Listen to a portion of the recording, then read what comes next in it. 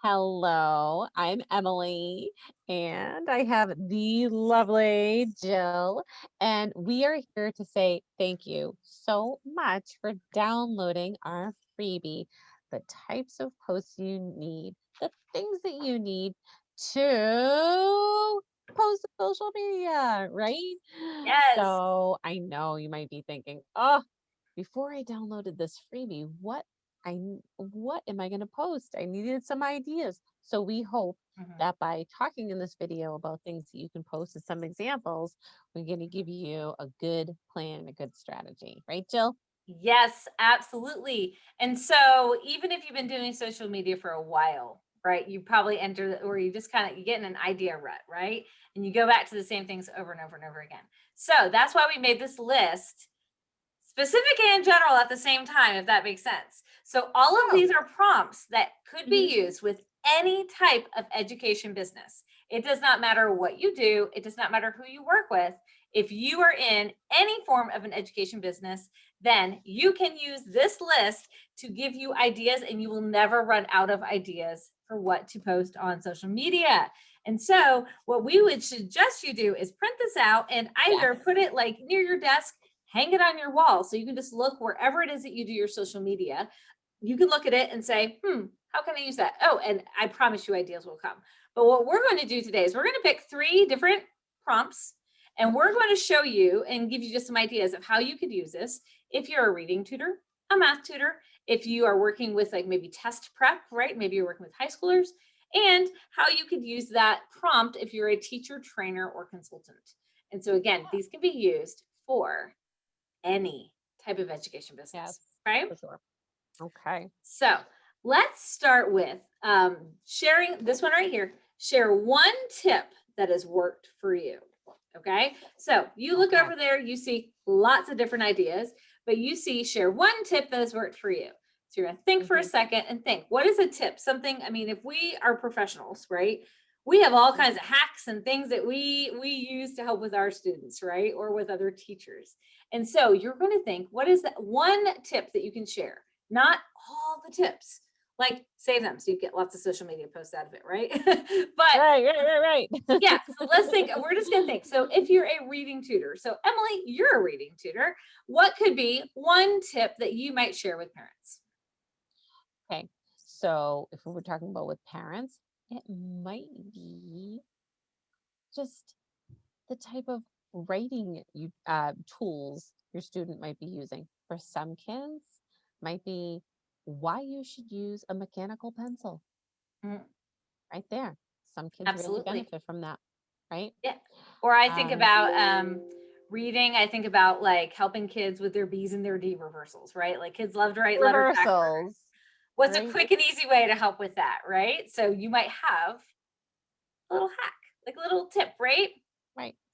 If you're a One math little thing. tutor, Hmm. yeah, so if you're a math tutor, then you might use that prompt, a tip that's worked for you. And again, think little and practical and what your people need. So if somebody is following your page, they likely want math tips, or they might be working with students in the area of math, but think who your audience is, right? And so if you're trying to get new clients as a tutor, then you want to share helpful tips for parents. And so maybe your tip would have to do with how to help kids, how you personally help your kids keep their numbers in line, like in order, right? Because likely parents are seeing their students, their math problems are all over the place. And you probably have a simple tip like use a piece of notebook paper and turn it around so that they have columns for their notebooks. You likely have a simple, quick, easy tip to help them with math that a parent could implement right away. Right. Now, let's think about test prep. So, if you are working with high schoolers and you are getting them ready for some type of test prep, SATs, things like that, Emily, what might be a way that a test prep tutor could share something that works with them for them? So sometimes, if we're talking about sharing with families, sometimes it's a matter of showing them how to maybe make a little set of flashcards with their child for important vocabulary terms, because everyone's sort of familiar with using flashcard technique. So that might be something just simple that a parent can feel sort of good and confident about, and being able to use with their child or having the child make themselves. And it's just I think when we sort of make things very attainable for families, I think that is can make them feel a little more empowered rather than making this big complicated tip. Just like the Absolutely. power of flashcards, Yeah. something Short like and that, sweet, right? right? Yes. So, And then if you are a teacher, trainer, or a consultant, or some type of business owner who works with other educators, my goodness, you have so many tips that you could share, right? So let's just think maybe you have a tip for organization, right? You have a way that you can organize your materials that you use with your students for Monday morning so that they're ready to go. mhm. I've done lots of little videos about like tech that I use. And I tell you what, people love to see those behind the scenes. Here's what I do to make this one thing easier, right? And so Mm, if you're working with other teachers, think about what are they struggling with? What are those things that you figured out a really cool way to make something easier or better? And go ahead and yep, share it with them, right? yep. And that right there, you could all the time be coming up with new tips of things, of ways that you've done things, little hacks, little quick things that somebody else would go, "Oh, good idea." And if you can take a picture of it, of an example, something like in real life and real use, that will really make your post stand out as well. Yes. So, for instance, people love when you talk about how to repurpose something, Mhm. maybe some um, popular household kitchen item. So, I had purchased a kitchen cart that someone would probably just, put their microwave on top of it and be done with it. But I used it for organizing my tutoring supplies that I needed right beside me when I was tutoring remotely. And so snapped a photo of it, showed how I put my supplies on there, and people are like, wow, that's a great idea. Yep. And didn't take really a whole lot of effort to create that post because the photo spoke for itself. People could Right. see what I had on there and how simple it was to repurpose something. So people Mhm. might be thinking, hey, I got one of those in my garage. Maybe I should pull it out and clean it up a little bit and I could use that too.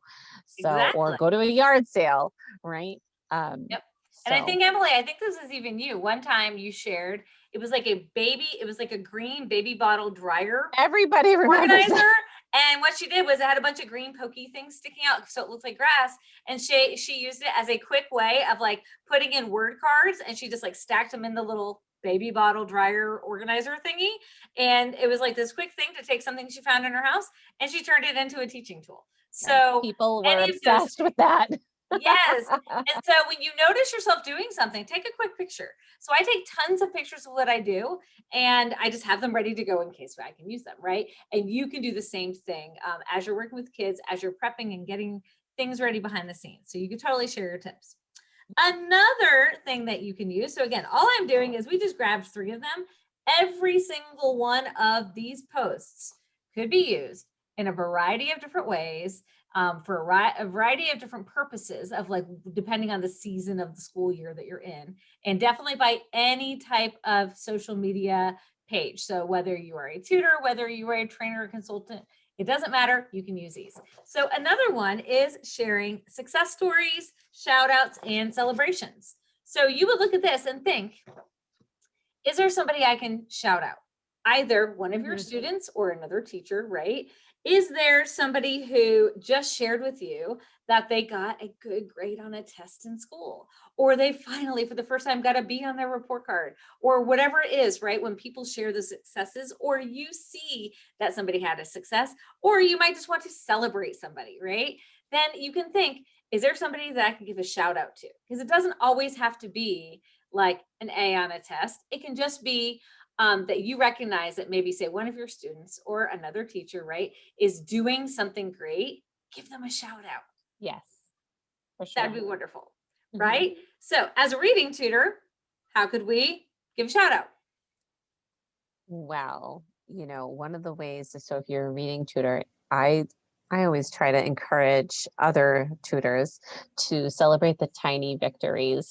And sometimes that is just a matter of recognizing the little things that a child wasn't able to do before, but Mhm. now they can independently. Maybe there's something that just they needed a ton of guidance with for so long. And then one day it just clicked for them, something they were able to do on their own, or they just began to start blending those sounds together and really reading it. It didn't sound so laborious. Mhm. Or they remembered the steps for setting up their paper when you Yeah, were about to begin dictation. You didn't have to give them a whole lot of reminders, right. things like that. Or just, for children who particularly, I think, need a little more a little more motivation to celebrating them being able to follow the rules of the game. Mhm. Sometimes for children who need a lot of social help, that is just something to certainly celebrate. So I think the tiny victories, finding those tiny moments that can go a long way.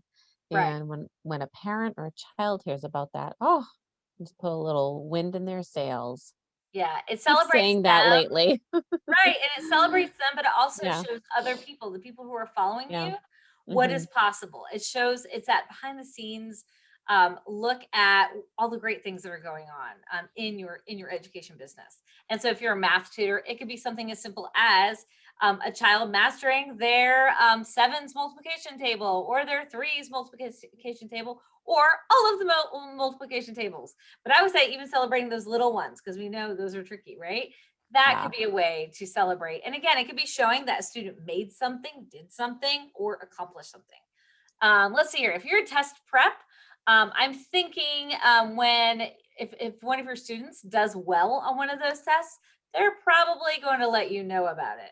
Or maybe one of those students you're working with on their test prep got into one of the colleges of their choice. And so you celebrate and say, "Congratulations, Brandon, you got into da da da da da," right? And so it's people that you worked with, Mm, and you're celebrating their accomplishments, but you also are showing other people like like that's just a really fun way, I think, to celebrate that.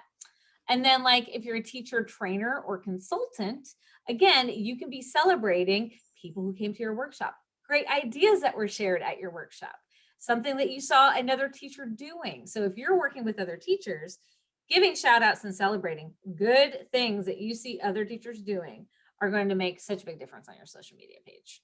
hmm. For sure. Absolutely. Yes. Excellence. And what's our last Positivity. category? Our last category is post to inspire or encourage. So again, we are only picking three, Right. but this is full of them, but posts to inspire or encourage. So when we think about these posts, I want you to really think about your audience. Who are the people who are on the other side of that social media account who are following you? And then you're Hmm. thinking, what do they most need to hear right now? Yeah. Sometimes they just need to know that you know what it feels like to be in their shoes. Mhm. Yeah. You know how hard something is for them. And maybe you've found an inspirational quote that just Mhm. speaks to them. I love the quote about children being fireflies, and sometimes some glow from within instead of shining outwardly. Oh, that's so nice. I haven't heard that one, but now I want you to, I want to hear it, and I want you to share it soon so I can see it. Great. That firefly metaphor, just kind of Mhm. get all the old, warm and fuzzies there. Yes. But it's something that speaks to the families that I post for, because they know, you know what? Yeah, my kid, you may not think he's a great reader and he's not acing all the tests and everything, or she's not really looking like she is the best student in the class on the outside, but inside she has some seriously positive qualities that just make her outstanding. Mhm. And And by that's what, validating that, by and letting validating them that. know you see those things too. Mhm. And that's what you Right. do when you share those encouraging posts is Yep. you say, I see you, and I see your child, or I see you as an educator, right?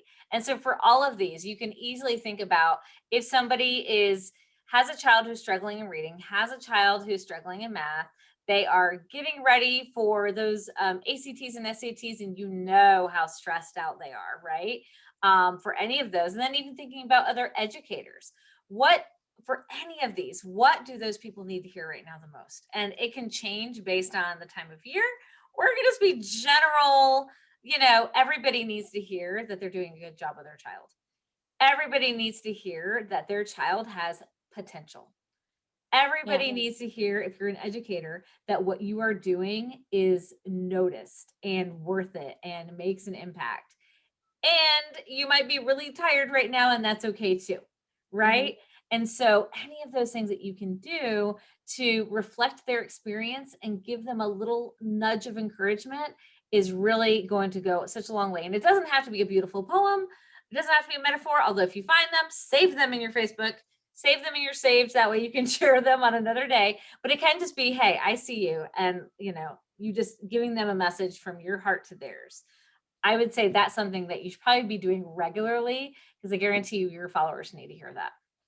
Even just sometimes on a Monday morning, sharing like a photo of like a warm cup of coffee, Mhm. and just saying like, you got this, Yeah, you meet coffee. right. So Right? I mean, we need encouragement, we need caffeine, Yeah. we need all those things. And Yeah. so those are just three examples, you guys. So print this out, put it near your computer or wherever it is you're doing social media, Yeah. and just have it. And then whenever you're feeling stuck, just look there and go, I could encourage my readers or my followers to share their experience about something. Or do they have one piece of advice they would give another parent? You could look at this and think, can I do a video to demonstrate how to do something, right? So all of these are very open-ended enough that anybody can use them, but you can also use them again and again and again and again and again. And that is the beauty of it. So put it somewhere where you can easily access it so that you can actually start to use this. It's super simple to use. And so we really want you to kind of get in that habit. And in the next email that you get, because remember, we are here to help you with this. So in email number 2, we are going to talk about some strategies that we use to be more consistent and to get some of those posts out there. Because the first thing people always mention is, I don't know what to post. But the second is all about consistency. And Emily is all about consistency. Love me some consistency. Yes. So make sure you open up the next email that comes from us, because we are going to share our tips that will make it a lot easier to keep your social media presence, to make sure that you're doing things consistently. But we're also going to show you some tricks. We're going to show you our tips and tricks for how we can make that a little bit more easy. So definitely look out for our next email, and we will see you there. Bye. Bye.